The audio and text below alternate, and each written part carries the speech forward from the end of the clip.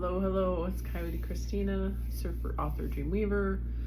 Haven't surfed forever though. Starting a new job.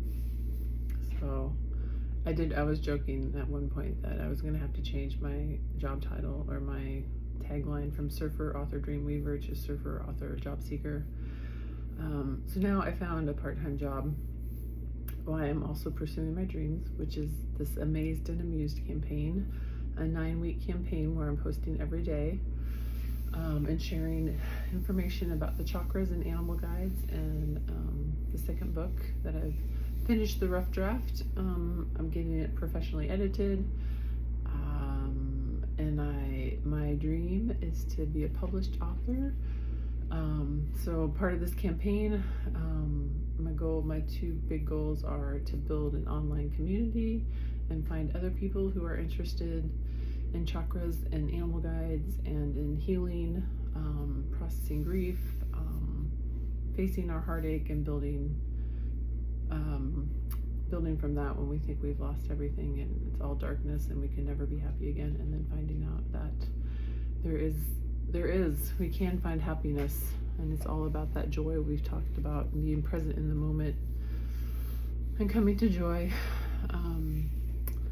So it's kind of like a big overview, but I'm hoping to get on a better schedule. I'm finally done with training with this job and going 2 afternoons, and so hopefully I can post in the morning when I'm more fresh and not at 11 o'clock at night when I'm kind of exhausted and ready for bed. But I really want to do this. I've committed to it and want to be here with you. I hope people, thanks. If you're here watching this now, that means you've joined my Patreon account. That means so much to me. Thanks so much. And tonight we're going to talk about chakras, and we're going to talk about the second chakra. Last week we did an overview and we did the first chakra. Yesterday I talked a little bit about how first chakra, the root chakra, and that's where we ground ourselves. And then the second chakra is the sacral chakra, and that's about honoring our feelings. And I was talking about how I had wrote my first book, and I self-published, but I wrote my first book, I finished the rough draft 2013. I didn't self-publish it till 2016. I built a whole website. I was so excited about it, and then I think I was just waiting for it to magically get out there without me doing anything. And I found out that when you build a website and you write a book and you don't market it and you don't talk about it, not a lot happens. And yeah, I mean, to the point where people that I've known here, I moved to Charleston in 2021, and I've known them for 2 or 3 years, maybe 4 years. And when I mention about my book or this, and they're like, "You've written a book? You wrote another book?" So I guess it's my best kept secret. And if you keep things a secret, that's not very good marketing when people don't even know you have a secret.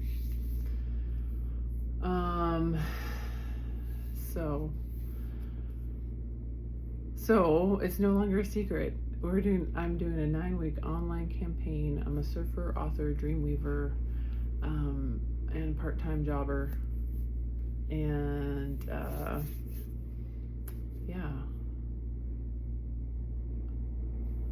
So, and I talked about, so this is where I went off on this tangent. I was like, how did I get on that? But I had talked about yesterday the build it. If you build it, they will come, and how I had started that back in 2013.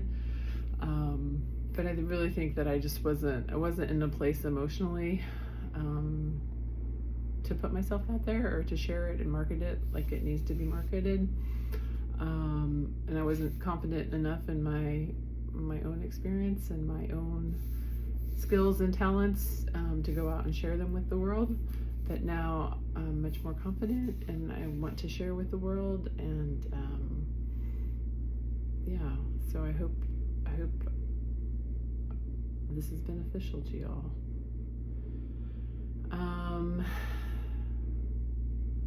So where did my book go? Here we go. So like I said, this is the book, Eastern Body, Western Mind.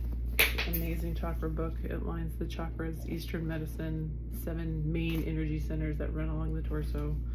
with Western psychology and child development. And this is a little book where I took notes on every chapter of Eastern Body, Western Mind. And I'm just going to go through and read about the second chakra, some of the things I find most interesting. And hopefully there'll be a little nugget of information you need to hear and go from there. So the second chakra, its identity is emotional, whereas the first chakra, the identity is physical. Most basic experience centers around sensations, pleasures, emotions, and attachment. The demon of the second chakra is guilt. Guilt is not always bad though. Guilt is a teacher when it guides us, but a demon when it binds us. So there are different types, or guilt can affect us in different ways. The first chakra, when we learn about the first chakra, we learn that it grounds and stabilizes us. And now in the second chakra, instead of being grounded and stabilized, it's the opposite, where we let go and learn to flow and move and to feel and to yield. So it's going from that solid ground of the physical to that flowing state of the emotional. And then kind of going with what we were talking about yesterday about fear being a rabbit collar and pain creating this fear that then we have a lot of avoidance, and that can be a second chakra that's either deficient or overactive. And when there's pain or emptiness, our senses shut down. So when we shut down our senses completely, that would be a deficient second chakra. And when we do this, we lose a vital connection to the experience of life.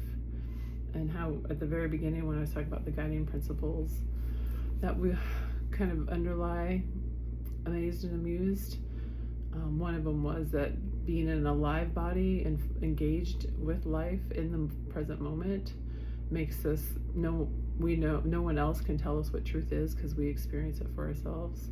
Whereas when we get shut down and we're cut off from one of those vital connections, our own feelings and sensations, that's when we're more susceptible to accept other people's truths or false truths as our own truth, without having, when we don't use our vital connection with our own bodies to kind of tell us and guide us. But it is biologically natural to move towards pleasure and away from that pain, so it's understandable that we shut down. We just need to be aware enough that it's happening. Another thing about unhealthy guilt is it's an autoimmune disease of the soul that causes us to literally reject our own worth as human beings. And repression will always call forth a compensatory counter activity of the unconscious, which will, through the back door, force upon us the very thing we are trying to repress. So I just felt when I was reading through this, it aligned pretty well with what we went over yesterday, and all that avoidance and pushing away. And when we fear something, then we actually become a fear caller, where we attract it to us, even if the fear is subconscious. And then just the last thing here I wanted to share was that the second chakra is the prime mover of energy in the chakra system. So really, and when at times, where was that? There was a bit here about an overactive, the overactive chakra, second chakra.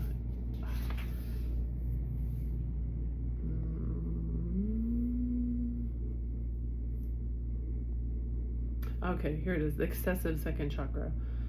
So when our second chakra is excessive, we have a really strong ability to love, but often we love things that aren't healthy, or people who aren't healthy or who don't treat us well. So it only reinforces our unworthiness. Whereas, so when we have that excessive second chakra and that strong ability to love, one of the key things is to then turn that love towards ourselves and turn it into self-love and self-compassion, so that we can then be more open to healthy choices and learn how self-care and spiritual nourishment from that. that strong ability to love, because if we give that all away, and if it's outward facing, it's not going to be sustainable, and it's going to bring in that fear and the things that we fear the most. So hope you enjoyed that little bit for today. Tomorrow we'll go back to animal guides and we'll talk more. We talked about rabbits, so we'll talk more about deer, frog, and bat. And I'll just give a little, my deer is like one of my favorite overall animal totems.